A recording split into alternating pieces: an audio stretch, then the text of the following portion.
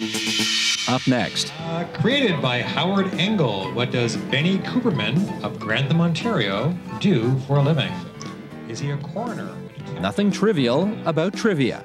Which university is located in the state of Indiana? Well, maybe Notre Dame.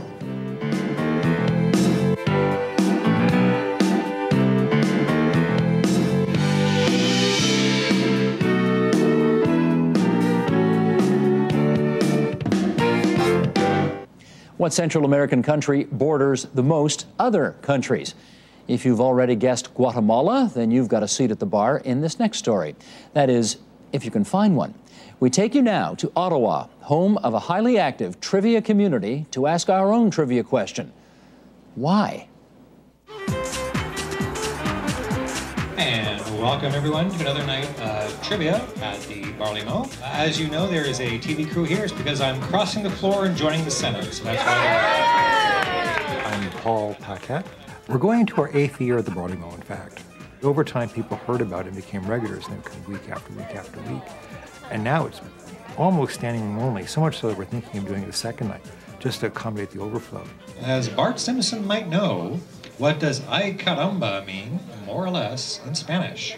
Eat my shorts, good heavens, hey good looking, or out of the way? I don't think eat my shorts is there. I think it means out of the way. Enough to write it down. Yeah, okay, why not? We wanted something that we could all do together as a group. And my idea of the Knitting and Booze Club just didn't fly. If my buddy Dan goes to Japan and becomes a Dan, what has he done? Has he been elected to the Diet, earned a karate black belt, mastered Japanese cuisine, or served in the Emperor's household? For most people who come to the Mow, it's basically a chance to hang out with their friends. But there is a community in Ottawa, and we mostly know each other, and there is a competitive edge to it. Can't stop talking about it. I run a website, and I write questions for the largest live trivia event in North America, and for clients ranging from Microsoft to itty-bitty companies all over the world, actually.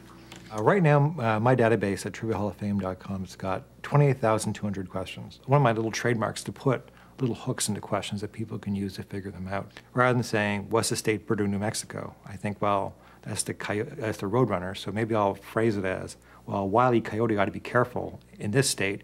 In New Mexico, what's the state bird there? The only 3 countries that begin with Zaire are Zambia, Zimbabwe, and Zaire doesn't technically exist anymore. People play in teams, 2 people, 5 people, whatever they want. And we have some fun for an hour and a half, and the winning team gets a little prize.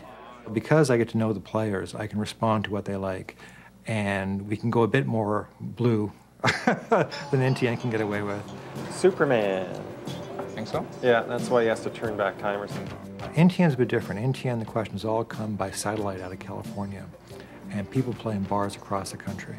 And they're all looking up at a TV screen and answering questions on little consoles. In NTN Trivia, we have several thousand bars and maybe 10,000 individuals playing. And the fun thing is to try to get the most points, either as an individual or as a bar.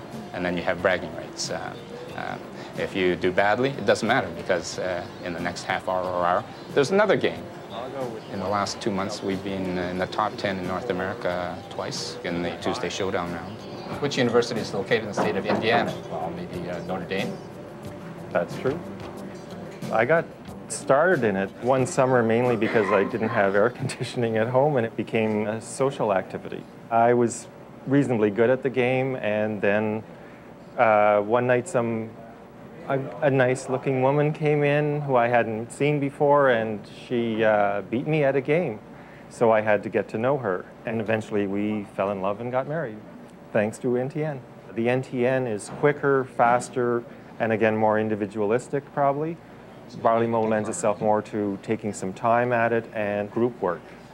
What was the first object to become Time's Man of the Year? Was it the Apollo 11? Was the atomic bomb, the computer, or the television?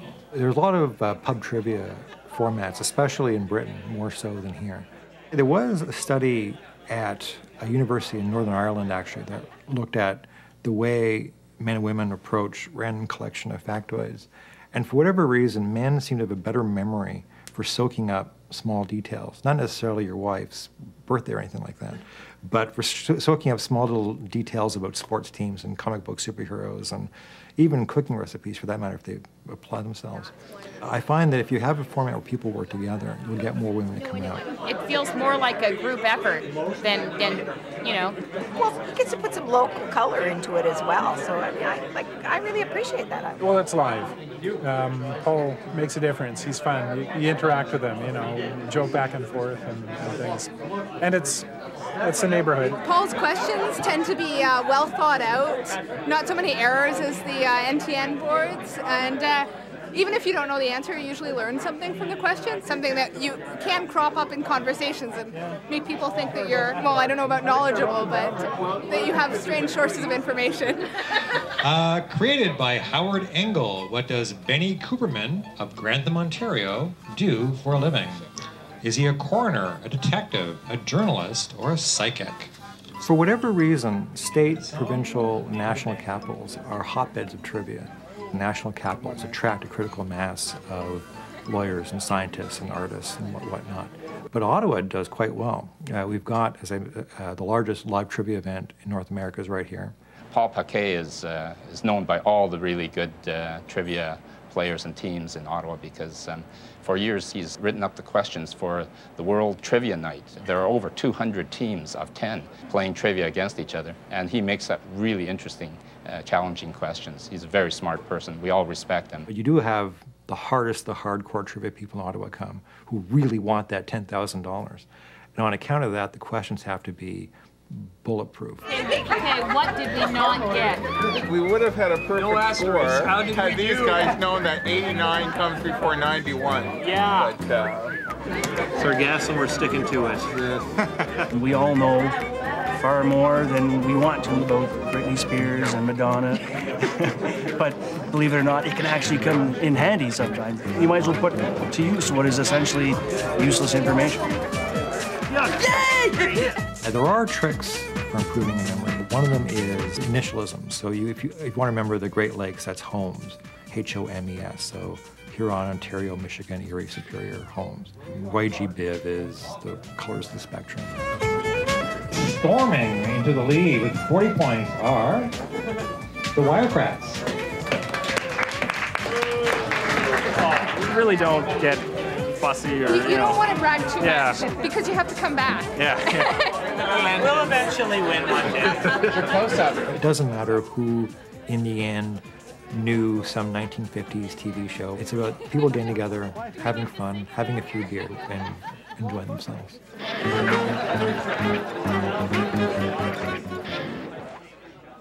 Okay, there were 4 trivia questions raised in the story you just saw. If you think you know the answers, check for yourself by going to our website, tvo.org/studio2. Answers are there.